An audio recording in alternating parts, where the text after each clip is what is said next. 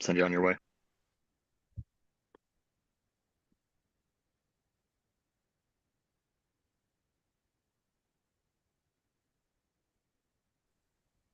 Hello, everyone. Welcome to Amplifying F Sharp. This is the session for the second session of this month. We are very excited to have Peter from the F Sharp team, who is going to talk about compiler stuff and all about the reusable type check. But before we start with the session, I would like to do some housekeeping and talk a little bit about what is Amplifying F Sharp and why we're doing this. So Amplifying F Sharp is a open source initiative where we try to encourage and help people to contribute back to F Sharp. So as you can see, we have a website called amplifyingfsharp.io, and in here you can read all about us, why we're doing this, what's our incitation, and blog, and also some extra content that we have here, like F Sharp Essentials, where we teach the essential of F Sharp, and yeah. So if you are in the .NET ecosystem and you are interested in F Sharp and you are basically you're wondering how can I, help the F Sharp ecosystem, just send us uh,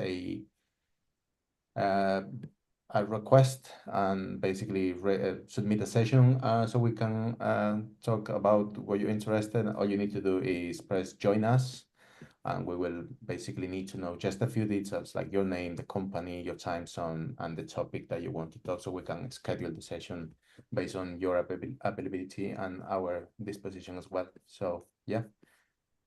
So for today's session, we have our friend Peter from the F Sharp team. He's been a regular guest of Amplifying F Sharp, talking about tooling in the past, talking about compiler stuff. Yeah.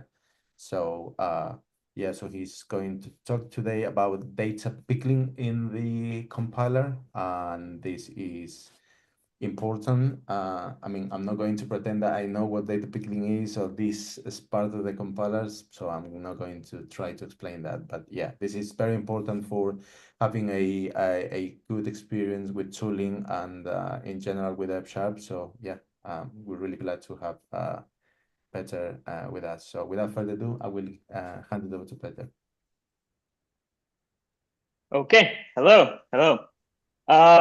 Thanks for passing me the word. So I'll be talking about data pickling. A brief intro on why I'm talking about that. For a few months actually, I was doing a big rather big experiment in the F Sharp compiler. We had this idea to reduce type checking results between compilations. One application for it could be like a big testing project which has like 100 unrelated testing files, and you change one and you don't want to recompile the world, but you do now. That's how things work. .NET handles like the project in the sense that it will recompile the dependencies if it doesn't change, but like the actual thing, the actual project, it will recompile pretty much whatever changed there. So that's how things are. We thought there were like different attempts and different things on how to handle that. Like partially related to that was the graph node type checking mode. And that's like a sort of orthogonal idea to reduce the type check results so that like we can save them on disk and basically then use it uncache, restore them during like the next compilation, and get them for all the modules, all the things, whatever we call it, for haven't changed. So that was the idea. That was something I was tinkering with for a few months. I will get to that probably at the end of the session, but that feature, that experiment heavily relied on serialization, deserialization, and in F Sharp, that's called by those weird words pickling and unpickling. That's not only a Sharp thing. I was looking into that back in the day. So that's kind of joke terminology in programming communities. So like that applies there. But I still think that's very unfortunate name because it's very confusing. Like every programmer has more or less like dealt with some sort of serialization, and just having different words for that in F sharp is weird. But like nobody will want to change it because like, hey, it's funny. So that's like the main thing I actually want to emphasize, that those pickling and unpickling are pretty much fancy words, or not that fancy, but other words for serialization, deserialization that we have. And I was doing a lot of work there in the part of the compiler that does that. And I just realized there is, well, I spent like a few weeks trying just to understand what the hell is going on there. John Simon was doing some sessions on explaining compiler intrinsics, compiler internals back in the day, and they are still to big extent very applicable and relatable these days. But I haven't found anything about like this particular thing. And even internally in our team, like picking the code that does that actually brings a lot of horror. People are afraid to mention that, and whenever somebody mentions that they want to fix something in picking, everybody else is scared because like it's just very scary in code. So yeah, I thought, okay, I will just do something very simple here, as in like debug some um compile something very similar and like look into the pickling code, like kind of explain what's happening there now, as I have somewhat more insight, and that can be used later for some reference, because again, I don't expect this to changing anything. Things are so brittle that I don't think people will be like courageous enough. So I hope this will be applicable for some time. um, that's for the intro. I will share my screen, and right, there you go. Yeah, and that will just have this small debugger session. I actually want this to be sort of workshop interactive thing, so that whenever something is unclear, feel free to ask away right away, because I'm already a bit tunnel vision since I was working with that and got used to the pain, but like it doesn't have to be there. So feel free to stop me and point to particular places. I have the latest main here. I haven't done anything but that fact that I added the new file to the component tests called amplifying of sharp tests. And I'll just create something so that we can debug the code. I'll create a library and a main program that uses it, and that's it. That's how all the tests pretty much look like in that project. So yeah, that will be pickling test. I like live coding. That's why I'm doing this. Let's have the library. We'll call it the library. And okay, some code. Yeah, it will be something very simple. We can have the module and some function, right? Yeah. Good enough. Yeah, compile it as library. We have in the component test, if somebody hasn't worked with them yet, there are like all sorts of auxiliary functions to make things a bit better. Compile libraries, executables, name them whatever, run them, and so on. So there is pretty much good infrastructure there. We'll have the program thing here. Yeah, I don't have that much imagination here today for the naming. And the program will use the library.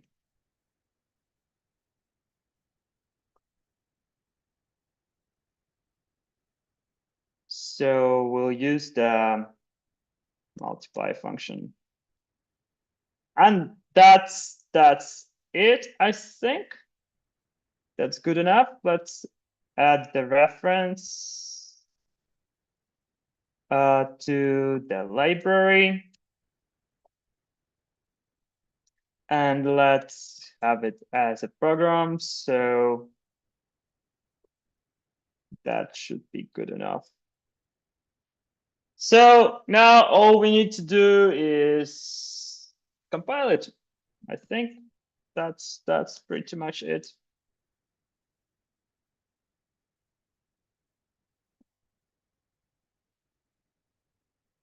So that will be set up. I actually don't expect writing much more code today. I will be debugging all the code all the time. So that's it. That's the good setup, I think.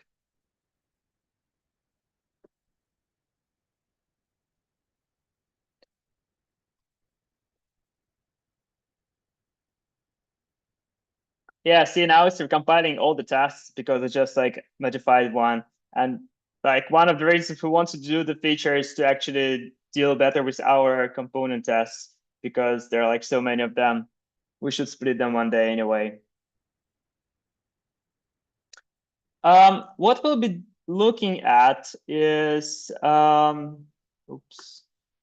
is the heart of the compiler. That's where things happen. The FSC, FS. There were a lot of talks about compiler itself. So you might know the structure. Oh, okay. So yeah, okay. So we'll get to the compiler and we'll see where the serialization is happening. Compiler has like what, 6 phases. We'll end up here sooner or later.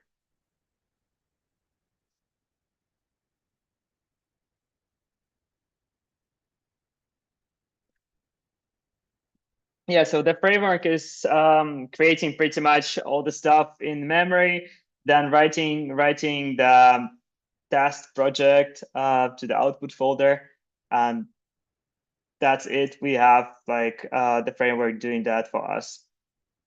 There are 6 stages in the compiler. Different things are happening that should also be refactored one day. But the first stage phase is where like the type checking is happening. That's interesting, but not for today, pretty much. What we need is this phase, which is happening in the third phase, encoding signature data, encoding optimization data. Yeah, that's again another unfortunate synonym because like encoding, serializing, and pickling up to a big extent same things, different names for the same things, but like that's life. And yeah, so we have the compilation unit, the CCU. Let me see in the debugger.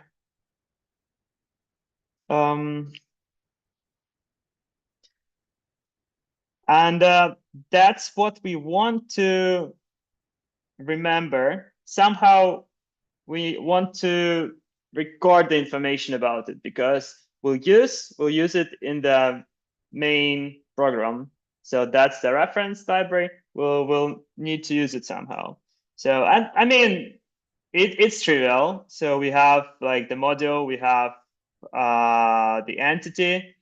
It has what value? One value. It should be somewhere. We'll get to that. So yeah, let's dive into this encode signature data method.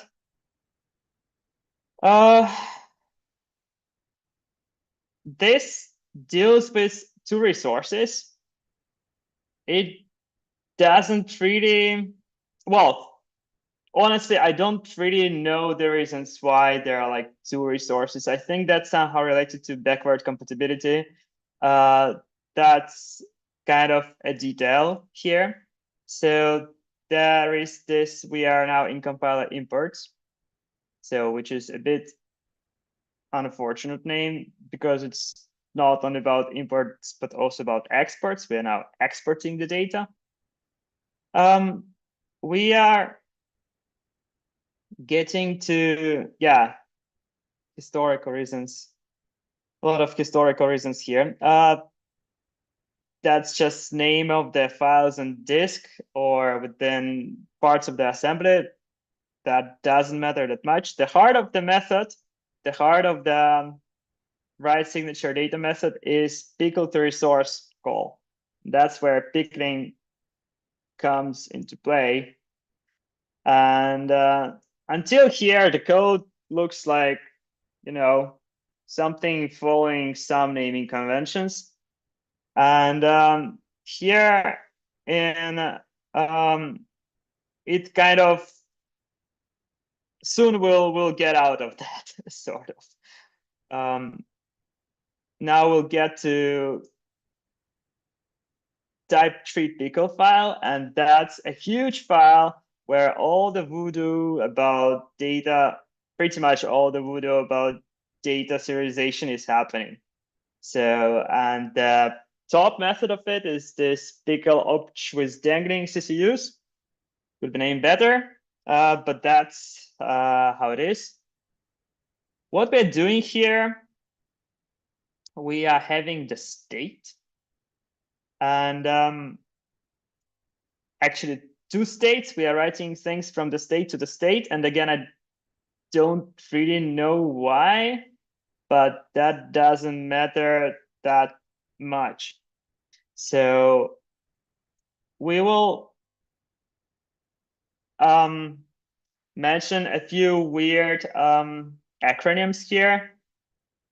They are not, I think they're not even documented. I had to ask people around about like what this means. OS means output stream here, because we are exporting things. Export is associated with output. So output stream, that should be written properly.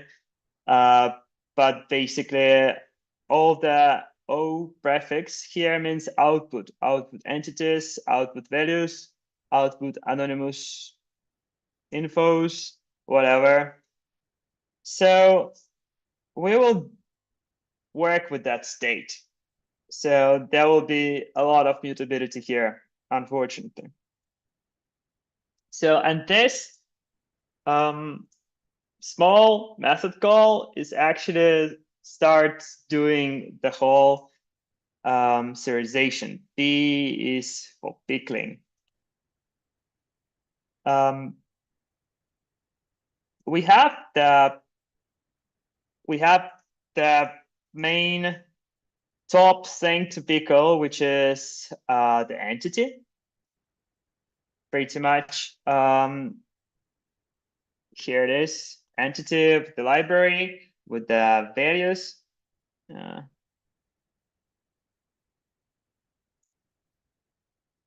And we should record the information about that on disk. Some information that we need. I'll get to that later, that it will be not all of it, but kind of most important bits.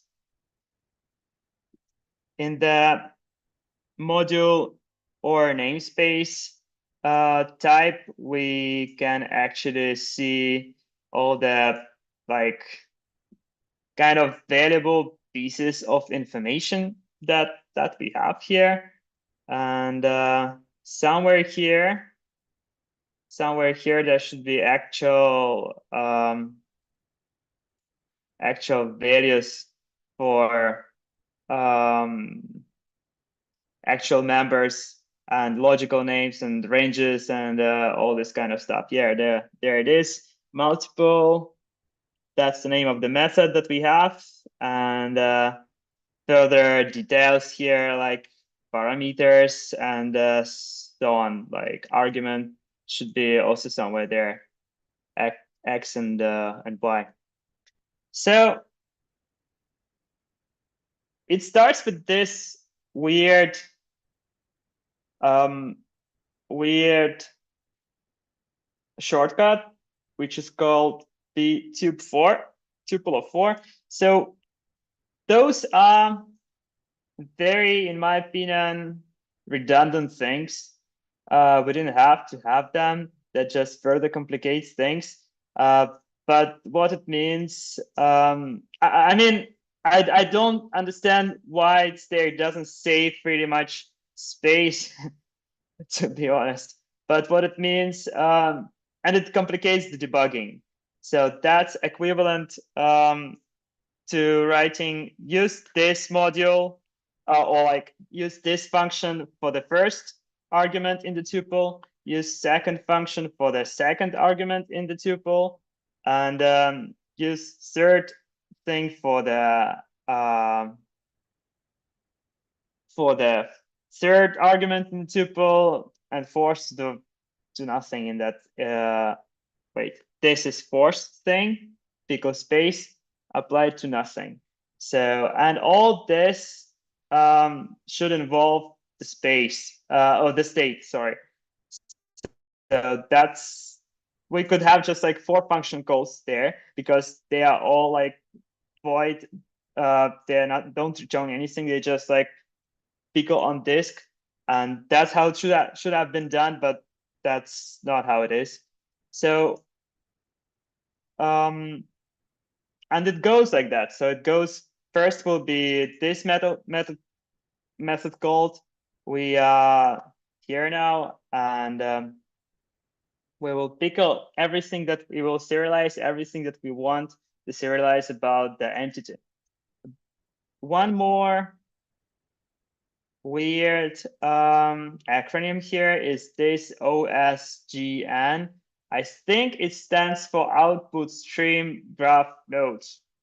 So, and note that some methods here have this, I don't remember how I call it, but like it doesn't use the camel case. It uses camel casing in some on some occasions. On others, it uses this like underscores. In other places, it just like writes things without any delimiter. So all lowercase. It's horrible. I made it at least a bit better by applying Fantomas to that like a few weeks ago. Before it was excluded from Fantomas, I thought that's too bad. Like, let's at least format this. So that's a bit better than it used to be, but still there are like a lot of things to improve here. So we'll eventually appear in this pickle entity spec data method. I just want to mention that a lot of information is repeated. A lot of entities, a lot of data strings we might have in the assembly, like same strings, and there are like caching mechanisms. We'll see if I get to them. But basically for those reasons, we have those dictionary tables, whatever we call them, which we use for saving duplicate information to save space on disk in a way. So the actual, hang on, thickening is nearly there. That's not important yet. Yeah, so here we have this entity that I showed back in the day, a few minutes ago. the library, and we are writing different information about that. So we don't have a lot of things. But for example, we have the logical name, and let's just dive into one thing here, like pickle string method. So again, it does some kind of encoding here for caching purposes. And that's at least all can be sort of debuggable. So it looks like, hey, have we already met the library string, this just sequence of characters? And no, it haven't. We haven't. So we are adding them to the table, and having the basically dictionary value for this. So we encode that, and then we write this byte pretty much to the resource. So we now have the value 0 as the first string that we encountered, and we'll eventually just get to bytes on disk. And there is like a lot of optimizations here and things and byte arithmetic, which I don't entirely even understand, and like all those things that you study in the like first grade of the university. So, but that's kind of, you see, module bit. That's where it gets kind of very low level, as much as it can get. It just saves bytes for now in the memory, but like we will get to where it's actually located in the assembly. So there are different associated mechanisms here. What's interesting, or what kind of happens meanwhile, is that we have this state. ST is for state, and it gives the buffer of bytes. It gives where we are in the buffer. So that's basically a byte array in a way. So, and we will be moving through that over and over. So we have just now saved the string, the library string to the disk. Different things are saved in different ways. So some are cached and coded and whatever, but like for example, there are mechanisms for caching options and discriminated unions, and that's working in the way that we need to we do the tagging. So if that's none, in that case, we save 0. And if it's something, then we save 1. And then once doing the deserialization, we'll first get the tag. And then depending on the tag, we'll understand what we are actually decoding. So that's how it works with options. With unions, it works like in the same idea, just like first saves the tag, and then like then actually does the actual encoding. So we don't have any value here, but we need to mark this. We need to mark that like that's none, and so on. So it eventually all here gets to primitives, gets to numbers, gets to integers, and then to bytes. So everything, because it's memory, it's physical space, it gets there. So access. With the list, it also lists in other collections. Yeah, we don't have anything here.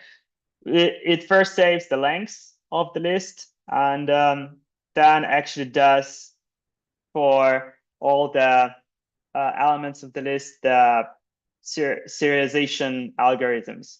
So, and that's again for the same idea, so that we know how many times to apply the deserialization algorithms later, and also like for checking purposes and so on.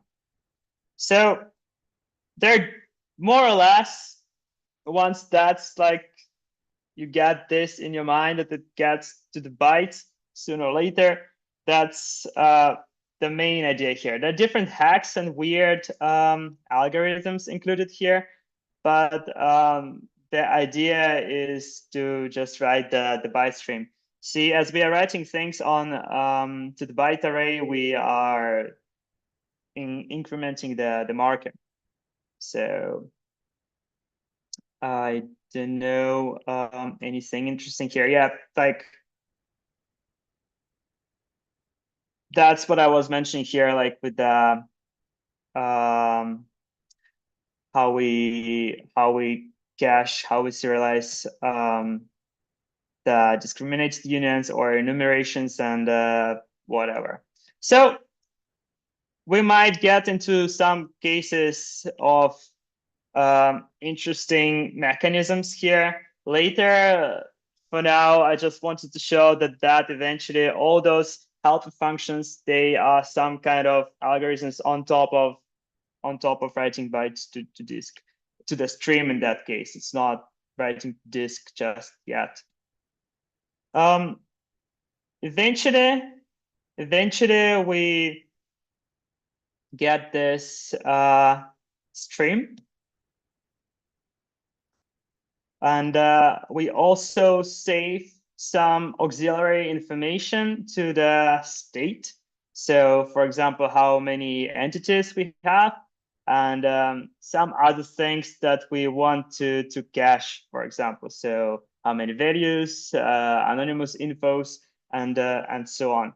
So that will be again important when like deserializing the things.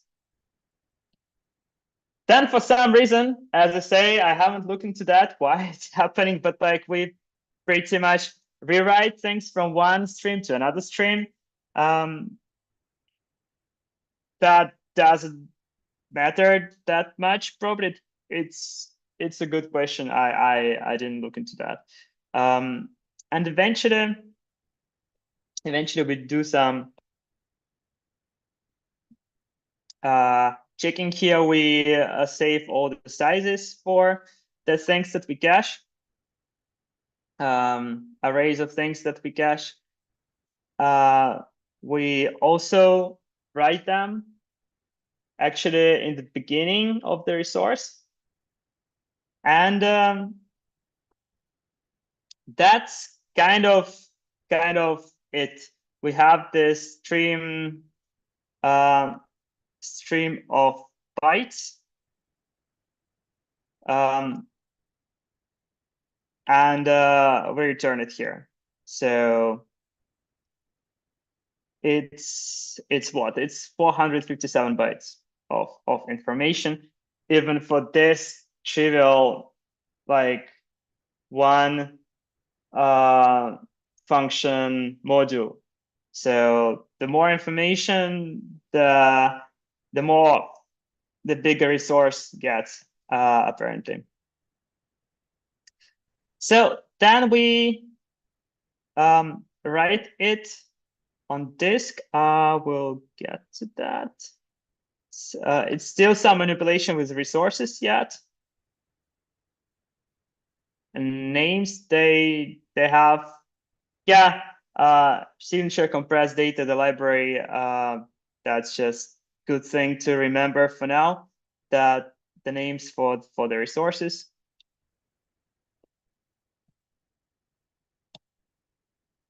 And that's it. So that goes to the assembly. And let me show you where it actually sits later. Let me just find the output directory for this. Oh no, sorry. I'll rerun the test. Didn't stop it at the right moment. When that is running, Peter, I have a question. Sure. So this serializing, it's not only for F-sharp code to F-sharp code, right? Consuming libraries, it is for anything .NET. Can be Yes. you're consuming, for example, some library from DB.NET or from like C Sharp, and the same, we record or we serialize all of the classes or like code that comes from that C Sharp library, right? Yes, exactly. All the references that we have, which is whatever .NET really.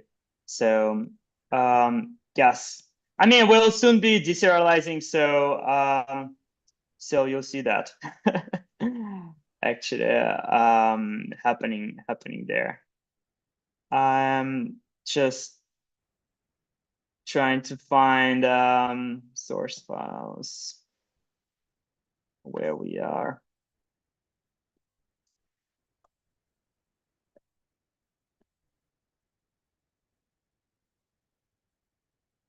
Yeah, so that's the folder where everything's happening, and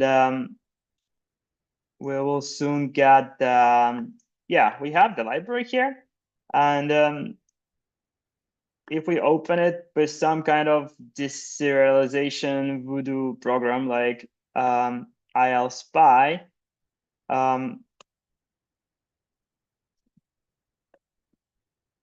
then you'll see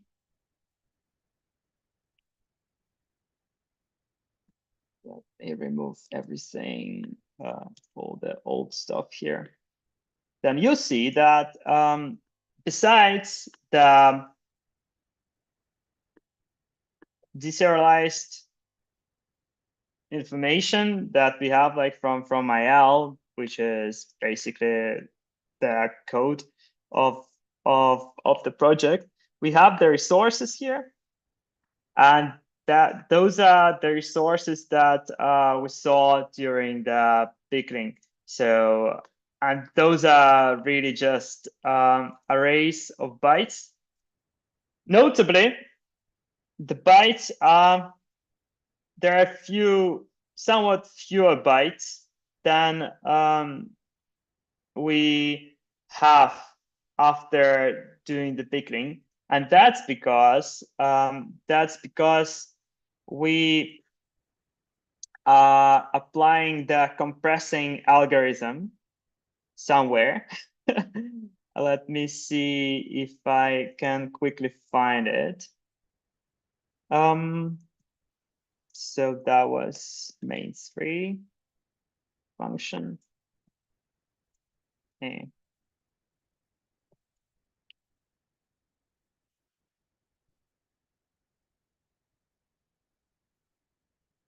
Okay. Yeah, same happens for the optimization data, by the way, that we won't dive into. It doesn't really matter what data we actually serialize. I was trying to, when doing like my experiment, I was trying to pickle and unpickle even some other data. I'll get to that at the end. Yeah, so we have this flag, compressed metadata, which is on by default. And when we get this array of bytes, it's yeah, it's about 400 bytes. And after using some smart algorithms, we get fewer of them. That's something I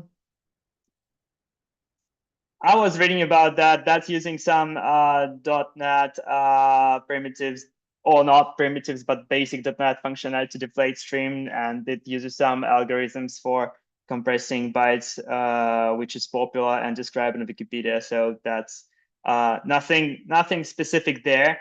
But you can, if you want to match the actual thing to the code, because yeah, you can just save the resource on disk and read the bytes if you want.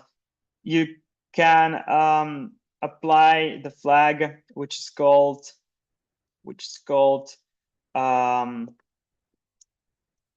something like compress. Yeah, you can. There is this option compress metadata in the F# compiler options, so you can just pass the flag compress metadata minus, and that will not do this deflating. This will save the bytes as you see them during the pickling and so on. So let me just get to the unpickling stage. So I guess that will be somewhat shorter, because in a way that's the opposite as you would expect. And if modifying anything in the pickling logic, you should be careful in adding like the opposite part of it to the right place. So because if you pickle something earlier and unpickle it later in the order, you will get like other memory. Most probably things will explode because like compiler will try to somehow use things for compilation and it will like explode there. You'll notice it. So it's just important to keep the order here. So we are compiling the first library. So we're doing the pickling at the end in the main 3 stage. Let me just, yeah. And now we are, yeah, here's happening. Now we get the second time to the compiler. That means that we compile now the actual program.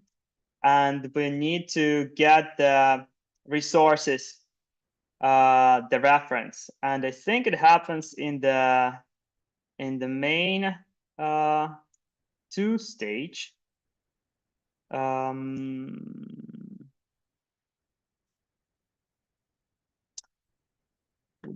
Can check it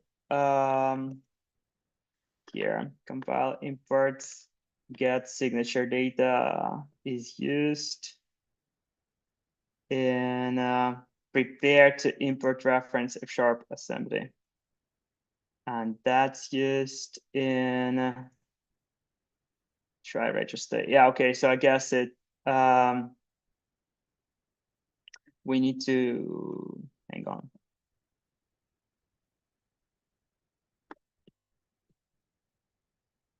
We'll get here and I will show you from where. So that's, I think it's happening actually in the beginning. Yes, it's happening still in the first phase. We are resolving assembling. Yeah, we are importing the assemblies, and that's where we also do the unpickling eventually. So it's somewhere here at the end before we do the actual parsing of the source that we have in hands. So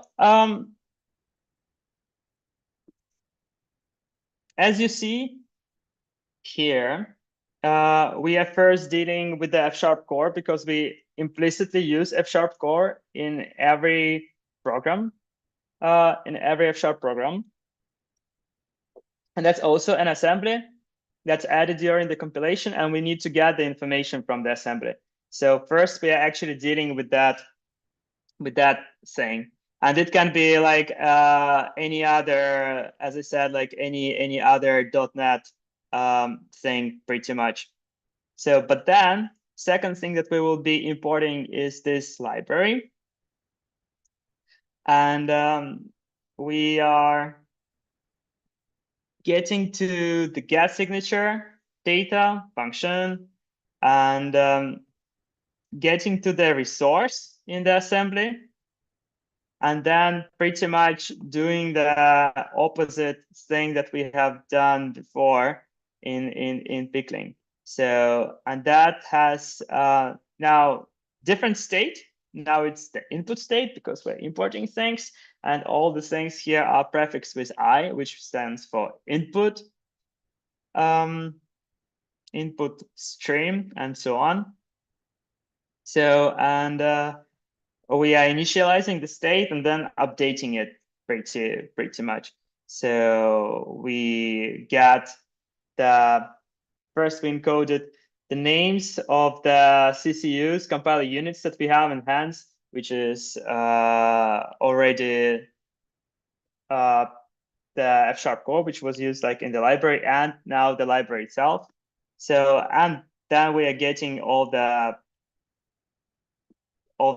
information that we serialized. So we need to first get all the cached tables pretty much because we'll use them in the actual unpickling of the assembly. So, and that's coming soon.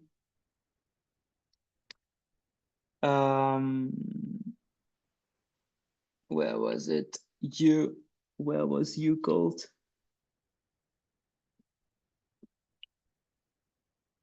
Yeah, okay. Data here it will be.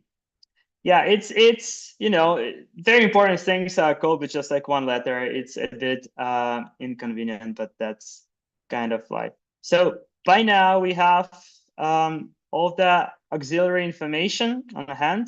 We have all the cached information, the number of values, type parameters, and whatever we cached there.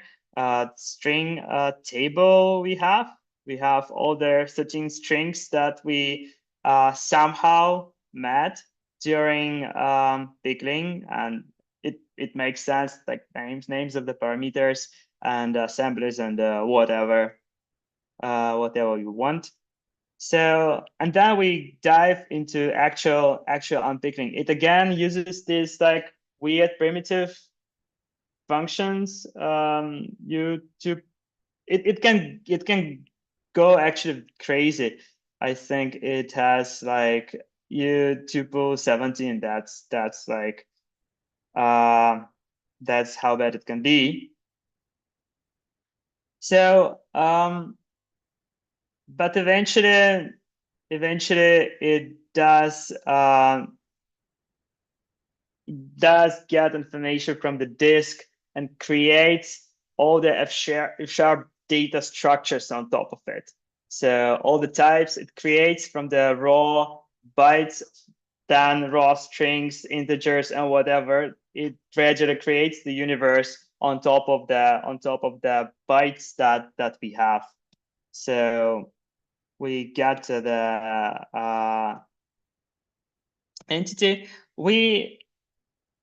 A lot of information that we might not have all the information that we have, and therefore some things in the data structures that we build, they are not initialized, and that can like explode. But that means that it's not needed yet for any practical reason in the compiler. So that's kind of the idea there. So it's, yeah, I was showing how the unpickling of strings works. So, and it's happening here the same way. We get the place in the table, in dictionary, whatever, and just find the right string in the table of strings that we have somewhere in the state in input strings. So that's it, and so on and so forth. Eventually we create the CCU info thing, and we have this pickled CCU information with all the data that we need. as I say, a lot of things here throw. So, but as practice shows, some things are very hard to pickle because like a lot of things reference each other, and you could run into all sorts of Stack Overflows. So it's also for practical reasons we don't pickle everything that we can, but only what we need, and everything else just potentially explodes. So in the best case scenario, in the worst case scenario, it's initialized to default, and that can be confusing. So, but that's kind of how it is. I'll just find kind of important or semantically meaningful bits in what we have deserialized. It's module or namespace types. So we have all entities here, the module, and this should also have especially IL details are often not initialized to anything. But so yeah, and eventually we have our important information that we use in the program that we have at hand. So, and that includes like names of the parameters and so on, and ranges where it's used, and so on and so forth. And again, some things are just not here or initialized to default nulls and whatever. So that might be inconvenient. So we get all the data, and then we use it later in the compilation pretty much. So that's a different topic, what we do with that data, but we use it like pretty much everywhere in the later phases of the compiler. So I think that's the most important bits. I will just quickly show the structure. Yeah, now we have the imports, now we have the assemblies. I'll just quickly show the structure of the type tree pickle thing. It had some structure at some point, let's put it this way. It doesn't hold really, but I think in the beginning it was a reasonable piece of coding, and later it became a bit chaotic. So here there are those states that we have with tables and so on, and different primitives we use for that. Then there are, yeah, those are all primitives for that build on top of each other. They are not recursive, they just build on top of each other. Then there are those pickle tuple things, and then unfortunately that gets mixed with the unpickling code.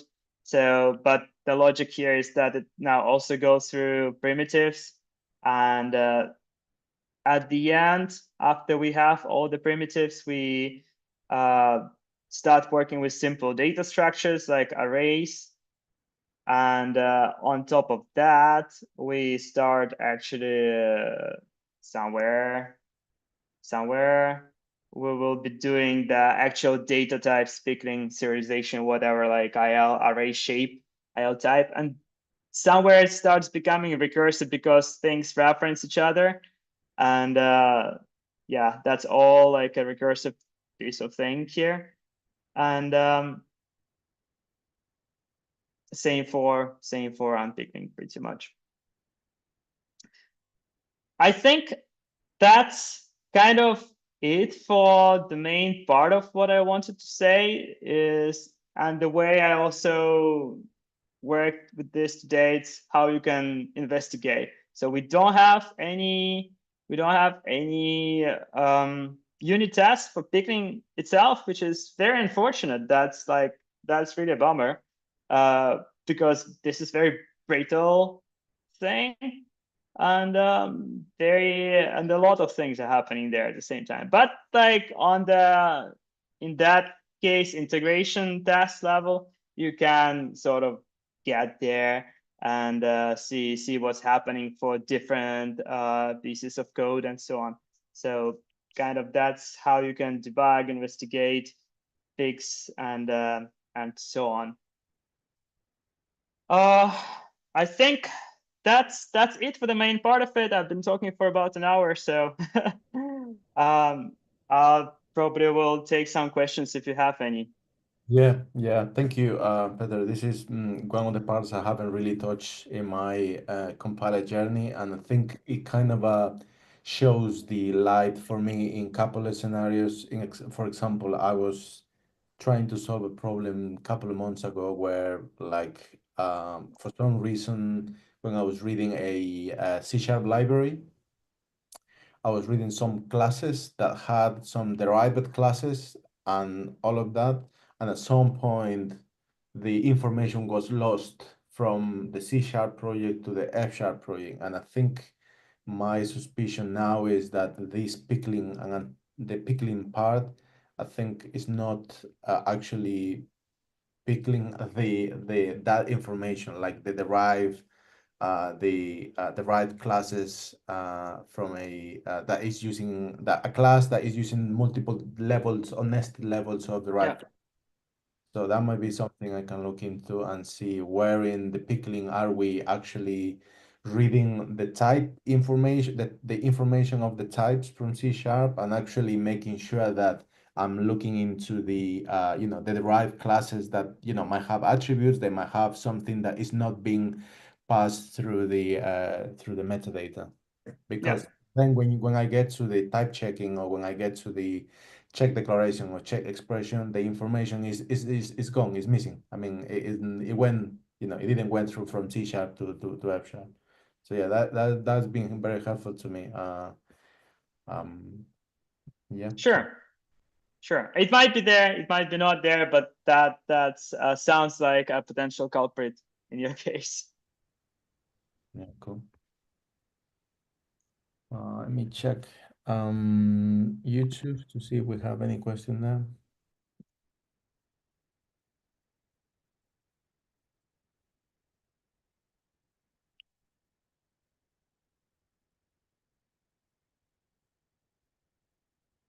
Check. You.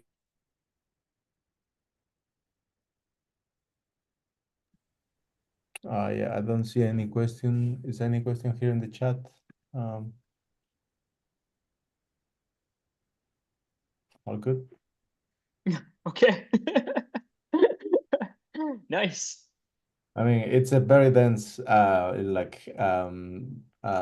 of the compiler. It's like, it took you like, like some time to actually, understand all of that. So I think this is very useful for, reference point, I think. Yeah, Uh, that's what I hope it will be good for, because as I say, I was doing my feature, and like first week for sure I was just doing this, what I'm saying, just like I created a simple thing and was like going through that, trying to understand what's happening, where we get like all the bytes and so on. So that's so that I just get into that context. But the idea was also to use this, they use the serializing and serializing to be able to cache the type check, Yeah.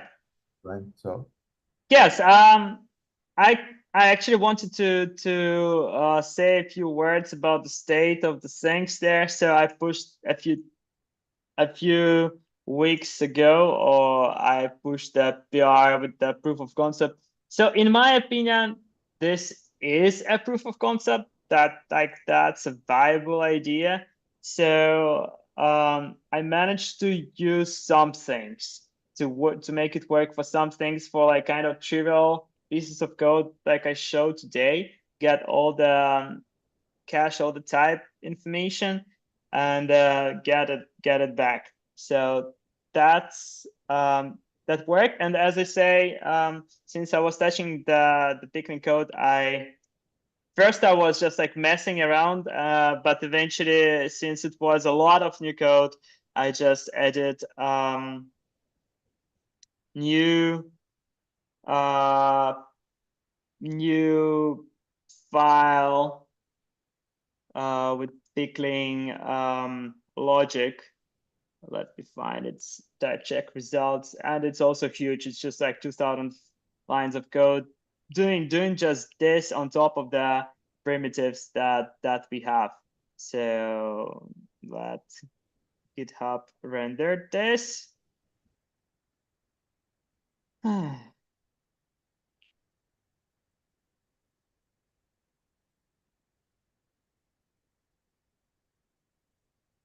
Okay. Yeah, that's all the same type of codes really. Um, I'll try to find the top points of it, which should be, yeah, somewhere at the top. Yeah, that's unpickling the state, the TC state, and actual checked implementation file data. So all the stuff that we use in type checking in the first phase, and like partially in the optimization phase. So, and that's just a lot of things, a lot of stuff with the entities. So for now, pretty much all things that we have the entity, but we save the name of it and just some edges of it in a way. But for the type checking, we need much more information about entity. And it's damn hard to do that because that's a lot of memory, that's a lot of stuff, and entities reference each other all the time in all the places. So it's hard to come up with the way to um, do something generic, but also which would not consume like 100 megabytes of memory and will not run into Stack Overflows, because that's something I was doing, I was facing like all the time. I was just getting into Stack Overflows because of reference entities reference each other everywhere, from like attributes to the like argument names and so on.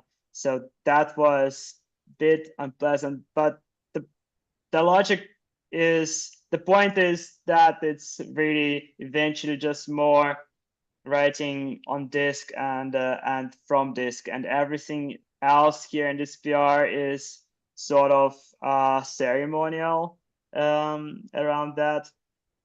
I made it working for, yeah, some simple things, and I made it working even for multiple files for trivial cases again. So, and with disabled optimizations, because optimizations, some of them need even more data.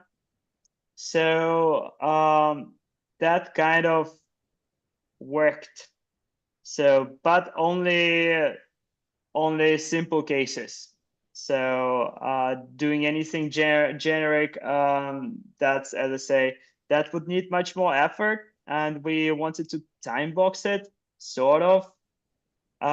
Honestly, I'm not sure when we will be able to get to that. I want to keep this in the like state which it can be, whoever can jump on that and continue working. And for that, I guess I should at least fix the latest merge conflicts, which happened. I think so. Yes.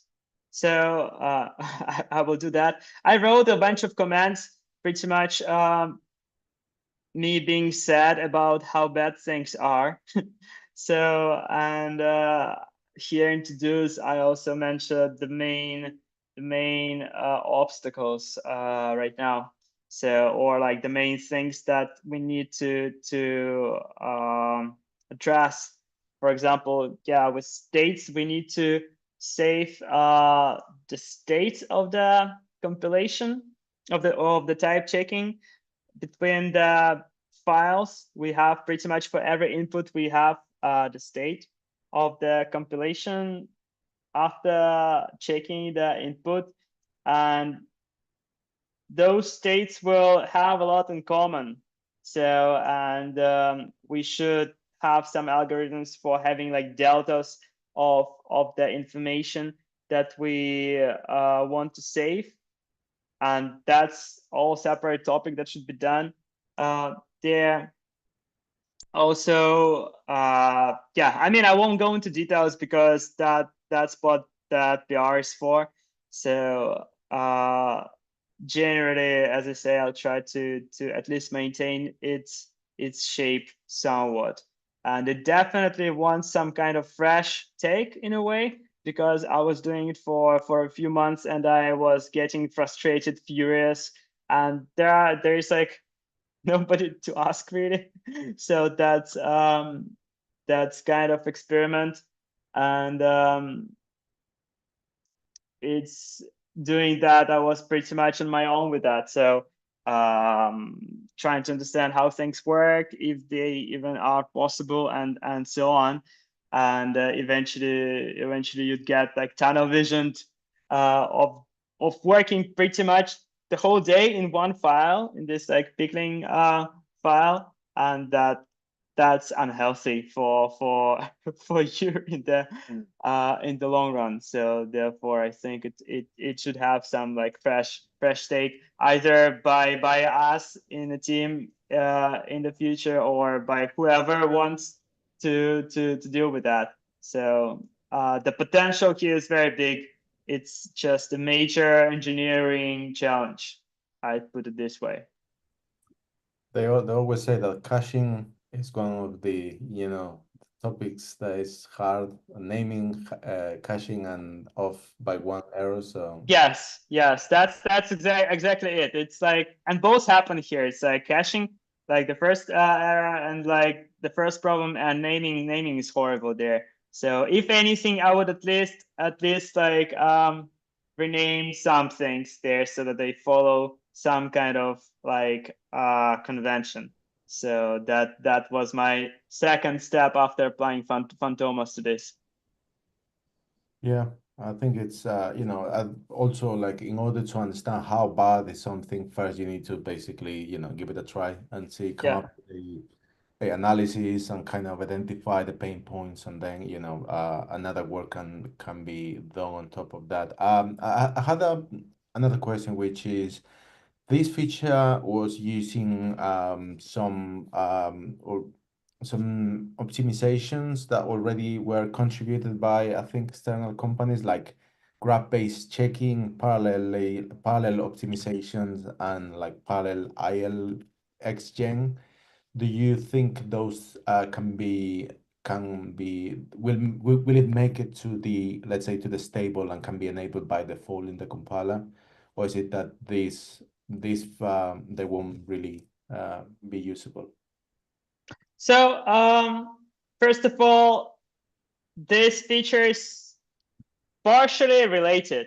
So it's not entirely the same topic, but like I would like if getting further with that, then you need information. Eventually, you need information about what things you want to recheck. So you need the mechanism to understand what parts of how much data you want to restore and update in the type checking state. So you need to understand what files have changed actually between the compilations, and that's where, for example, that's where graph node type checking would come into play, because part of it has this algorithms of detecting, of working with dependencies and figuring out what has changed. So the plan was to actually apply this there. So as for the general state of the graph based type graph based type checking, From what I remember, we had consensus in the team that that should get in and get public, and it got to preview. I think it's in preview now. So I think we just need to make a push and enable it like by default. So there are no like principal objections to that. So they're just general I'd say a lot of things are happening in the team. I can go to that like once once we are uh, offline. So, but generally, the vision is there that we have that we want this to work by default. Yeah, that's good to know. Thank you. Yeah, I don't have any other questions, so no question on YouTube and yeah, chats also. Okay. So yeah, with just going to say again, thank you, Peter, for taking the time. It was a very insightful session. A lot of new concepts, new words, new naming around, and I think it definitely for people like that are involved into compiler contributions and want to know a little bit more about what those files are doing in the compiler because I haven't really never touched the fsc.fs file. I don't know exactly what they do. Now I know. Now I have a resource where what I can use in the future to come back to the session. I understand what's going on. So yeah, Sure, you're welcome. yeah. So thank you everyone who is watching in YouTube. Thank you everyone who is in this some call. Please, if you want to know or you know something about the library in F sharp, or you want to, or you have a contribution, you are, in the middle of finishing it and you are blocked and you don't know how to continue, send us a request on submit a session on amplifying F sharp, and we will try to schedule a session. And yeah, thank you everyone, and have a nice weekend.